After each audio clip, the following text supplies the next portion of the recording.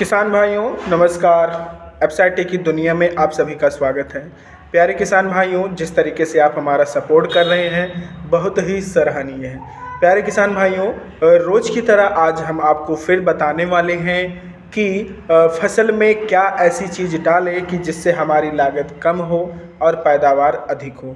किसान भाइयों, हर एक किसान चाहता है कि हमारी लागत कम हो और पैदावार ज़्यादा हो ताकि हमको मुनाफा ज़्यादा मिल सके। जी हाँ किसान भाइयों, हम लोग शुरू कर रहे हैं इसी के बारे में। किसान भाइयों, आप लोग से हम लगातार और वीडियो के अंत में ये बताते हैं कि अपने फसल में ये डालिए ताकि आपकी पैदावार अच्छी हो और फसल की गुणवत्ता अच्छी हो। किसान भाइयों, जिस चीज़ की बात करने जा रहे हैं आप वीडियो में अंत तक बने रहें, आपको बहुत अच्छा लगेगा और ये जानकारी और लोगों के पास शेयर करें और ताकि बहुत सारे किसानों की मदद हो सके। जी हाँ किसान भाइयों, वीडियो में अंत तक बने रहें। किसान भाइयों, एफएसआईटी की हम बात करेंगे। जी हाँ किसान भाइयों, सही सुन रहे हैं, एफएसआईटी। एफएसआईटी की अगर हम लोग बात करें तो एफएसआईटी एक प्रकार का एडजुवेंट है जो हम सभी खाद के साथ डालते हैं, कीटनाशक के साथ डालते हैं। इसको बोलते हैं ऑल पर्पज़ स्प्रे। जी हाँ किसान भाइयों, ऑल पर्पज़ स्प्रे यानी इसका मतलब ये होता है कि हम इसको किसी भी दवा खाद के साथ इसको हम डलवा सकते हैं। अगर इसके हम फायदे की बात करें तो 80 का मतलब होता है इसके 80 गुण। जी हाँ किसान भाइयों, इसके 80 गुण। 80 गुण किस तरीके से ये दिखाता है, जब आप इसको फसल में डालते हैं तो ये अपना 80 गुण दिखाता है। तो इसके हम फायदे की बात करें, पहला अगर हम फ़ायदा देखें तो जैसे कि हम लोग सिंचाई करते हैं, खाद डालते हैं, है ना, और मिट्टी और सिंचाई भी कई सारी सिंचाइयाँ करते हैं हर एक फसल में।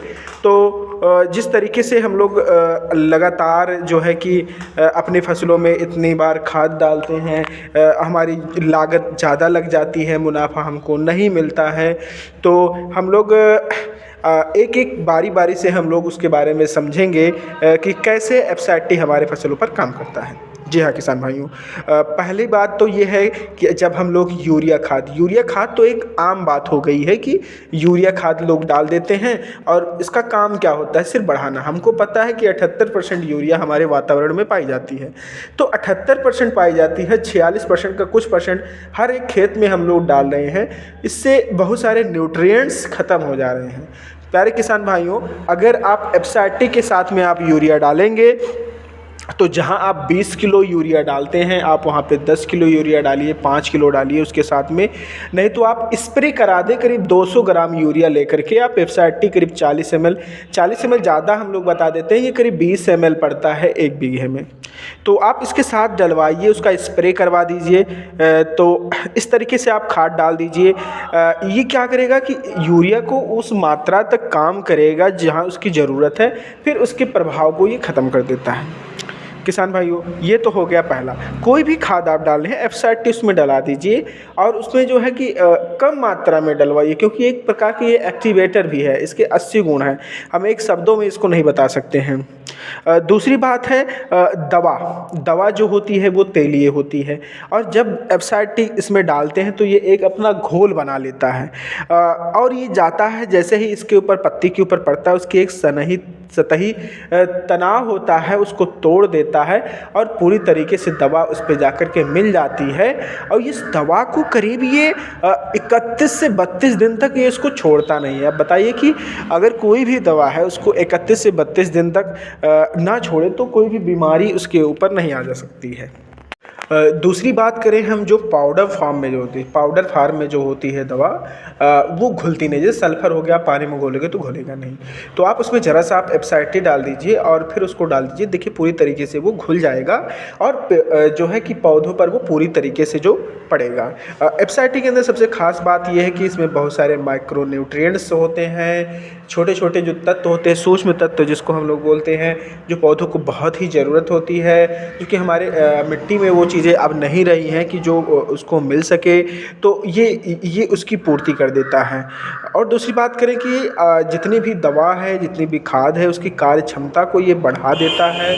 बायोडिग्रेडेबल का मतलब ये बायोडिग्रेडेबल भी होता है। सही बात, देखिए कितने मज़े की बात है कि ये बायोडिग्रेडेबल है। बायोडिग्रेडेबल का मतलब ये होता है कि हमारे वातावरण में क्या होता है, ये जो है वातावरण को ये हमारे दूषित नहीं करता है, ये पूरी तरीके से मिट्टी में ऑब्जर्व हो जाता है, यानी कि उसमें संचित हो जाता है। और ये रसायन के प्रभाव को, कितनी बढ़िया बात है, रसायन के प्रभाव को ये कम करता है।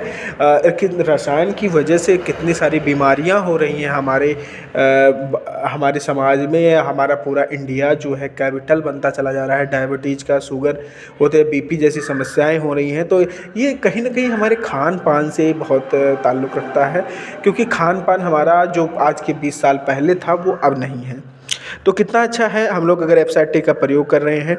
और दूसरी बात ये है कि हम ये सिंचाई में भी मदद करता है। सिंचाई में इस तरीके से मदद करता है, अगर आप 5 सिंचाई कर रहे हो तो 4 सिंचाई में आपकी फसल तैयार हो जाएगी।